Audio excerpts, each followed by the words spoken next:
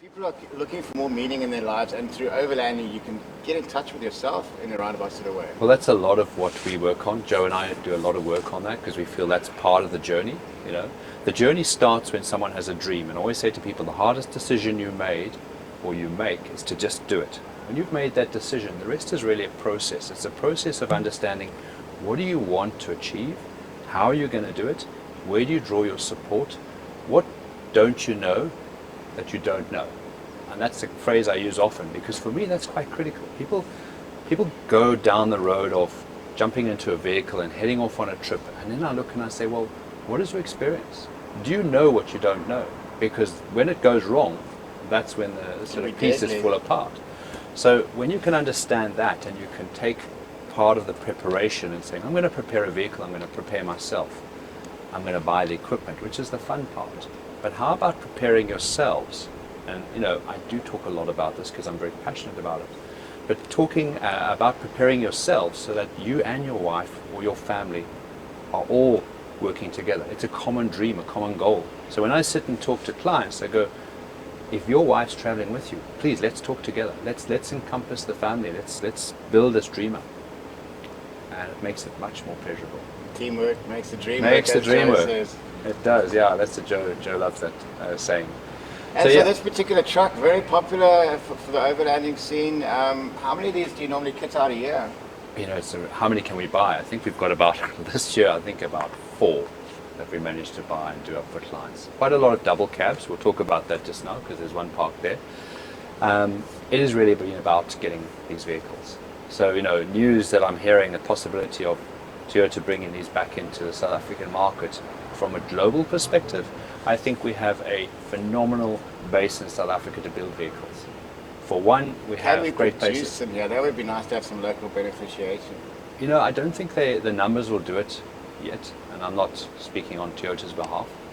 There was always local content programs, and I really can't comment on that because I don't know. But I think if we can get the vehicles that we can actually build up, that's fantastic. So I think what we want to really do is look at the potential for these vehicles. But when you're making a decision on a vehicle, you know, is the Troopy the right vehicle? Is the double cab the right vehicle? Is a Hilux the right vehicle? And we've got 3 vehicles here that are very popular options for your clients. And actually specifically put these vehicles here today because I really would like to talk about what is right for you and why would you choose it. You know, when someone sits down with me and say, you know, I really want a Troopy, I'm going, okay, where are you going to travel? Why do you want to have a Troopy? How do you live in the bush? What's your experience? And you know, people come very clearly, and some people go, you know what, I've lived out of a roof tent. I've done that. I'm getting older, I actually want a bit more comfort, we want a bit more safety, a bit more security. We want to get out of the bad weather, have a Troopy or have something bigger that you want to build. What I do like about that concept is that it goes in a container. It's stock standard, we're not modifying anything. We're adding equipment to the vehicle, and when you add equipment to the vehicle, you can do that with relative confidence that it's pretty much going to work.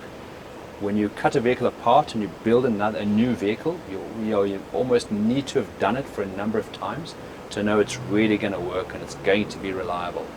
And that's the challenge you have with any modifications on vehicles. You know, to prove the modifications over time takes time.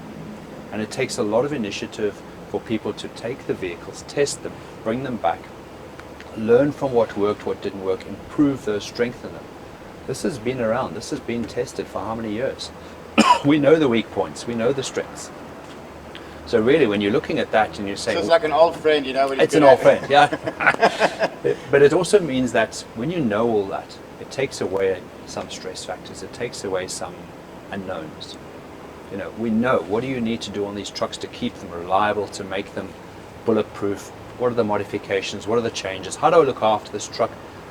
That's what counts. So again, it goes back to values. Is it simple? Can we make it reliable? Is it going to be safe? And that's what we're really encompassing when we're looking at any vehicle you're going to build.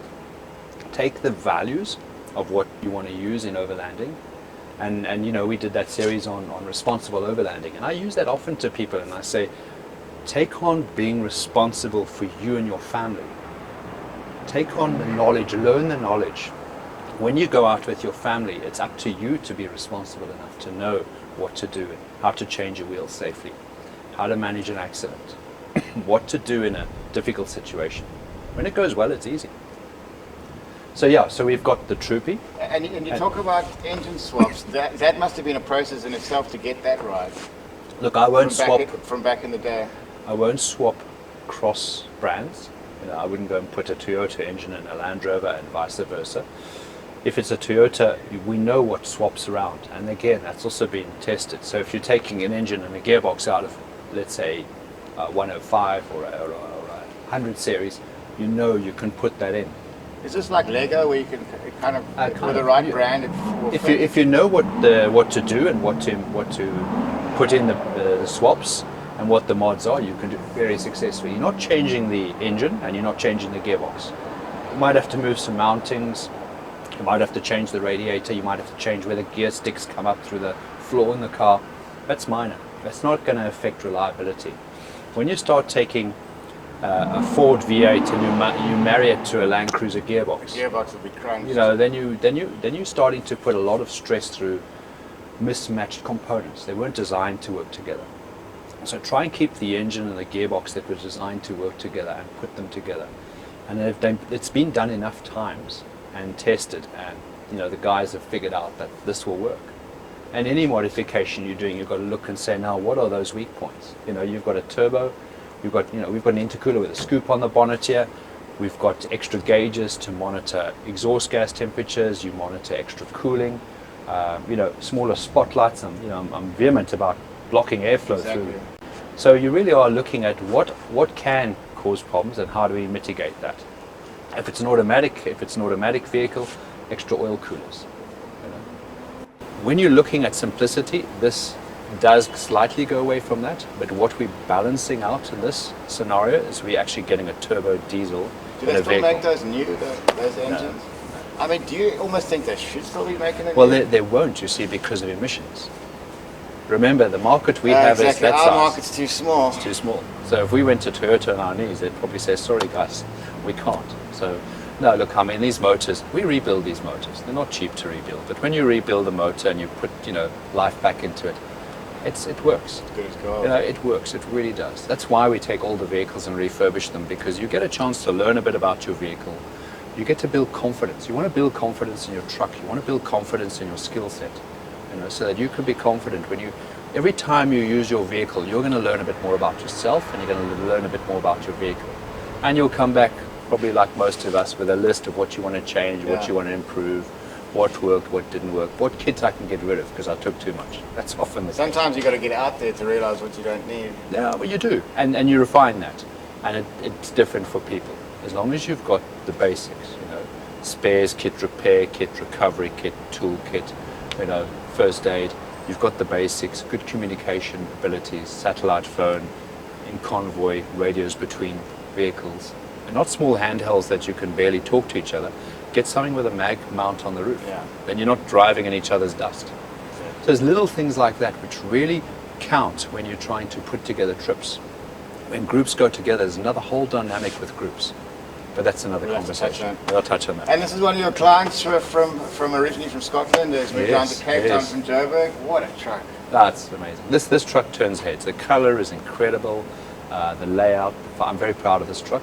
I'd say it's one of the best, if not the very best truck we've built. It's got a lot of interesting features, which we'll show you. But let's talk a bit about the difference between the Troopy and the double cab and the Hilux. Let's get into it.